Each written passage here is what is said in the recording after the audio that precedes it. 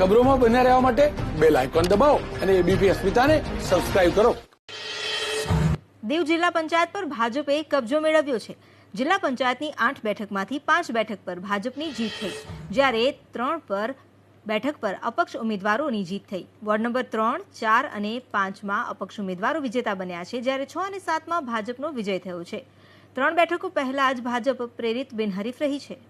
કેન્દ્ર શાસિત પ્રદેશ દીવ જિલ્લા પંચાયત પર ફરી એક વખત ભાજપે કબજો કર્યો છે। ભાજપના 5 જેટલા ઉમેદવારો છે તે ચૂંટાયા છે।